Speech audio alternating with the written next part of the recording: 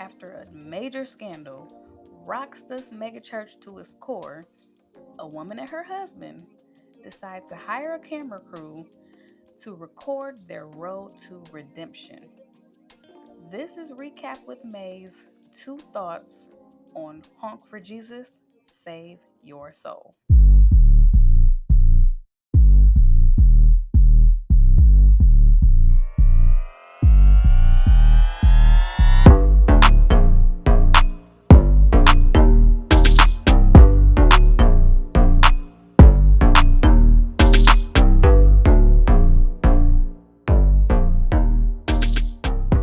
So, welcome back to my channel. It's May, and this is Recaps with May.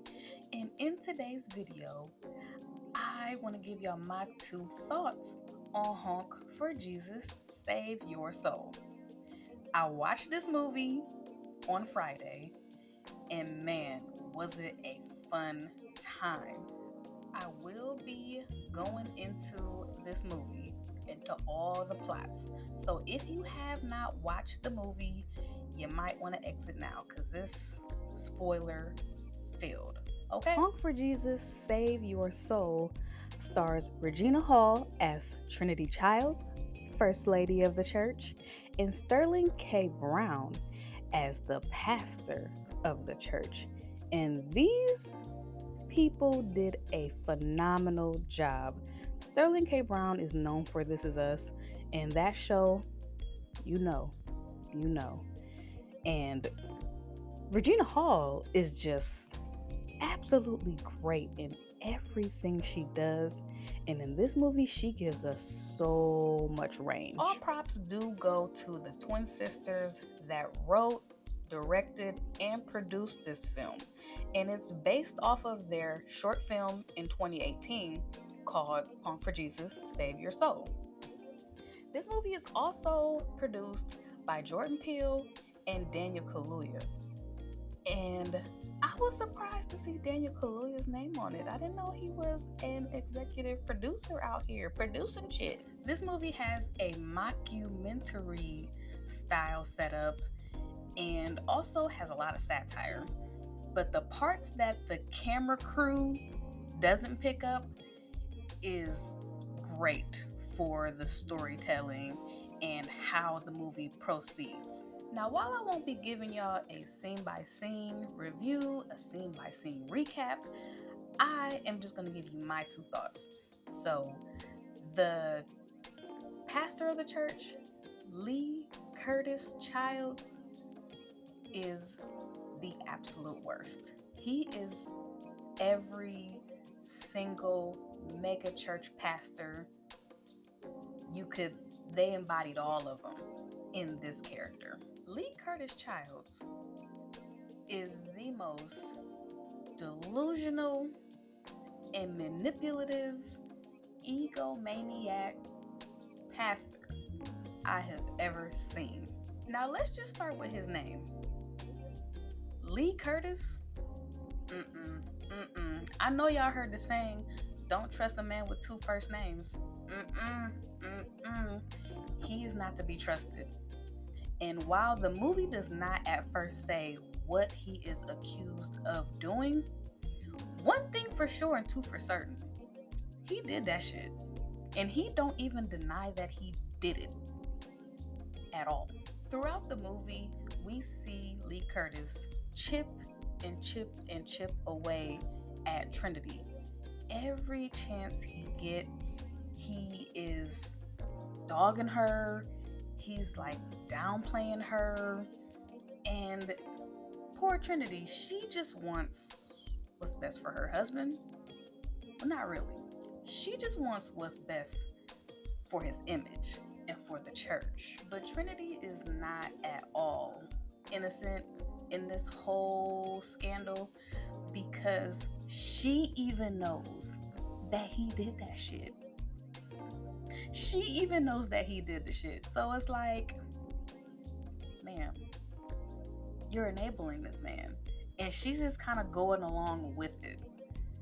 This movie had me rolling mostly because at the end of the day, Lee Curtis is a man where I'm not not sure if his delusion is feeding his ego or if his ego is feeding his delusion, because all clear signs should show that this opening for y'all is not going to work out. But he's so delusional and he's so focused on, we got to get our opening day, we got to open up Easter Sunday, that he just don't see, like, it's not going to work. Like, it's not going to work. You're delusional. Now, if that wasn't enough, you would think they got a lot going on with themselves.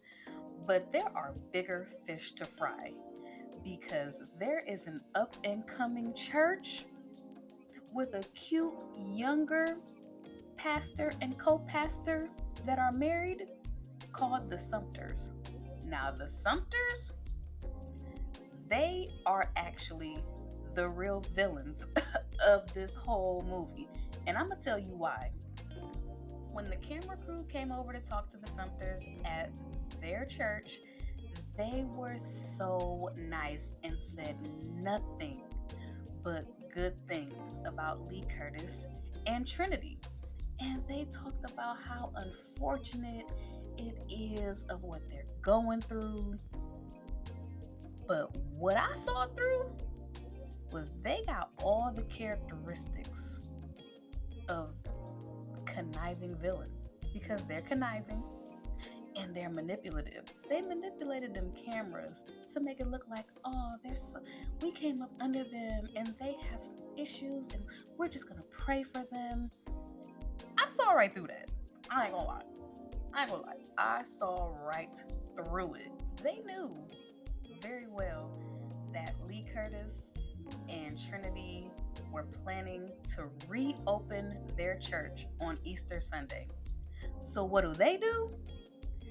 They have a new location in a new building, and they are also opening up Easter Sunday. Ain't that some shit? After Pastor Childs and First Lady Childs find out that they're planning to open up this new building the same day as them on Easter Sunday, they try so hard to put an end to that shit. Dead it. Like, oh no, that just simply won't work. That won't work. That's what Trinity said. That just won't work for us, And that damn wife, the Sumters, that damn wife, she's the mastermind. He kind of just goes with her. He kind of just goes in it. But she's the mastermind, and she checks them like, we will not change our day. We will not change it. We'll let the people decide. Still trying to be manipulative.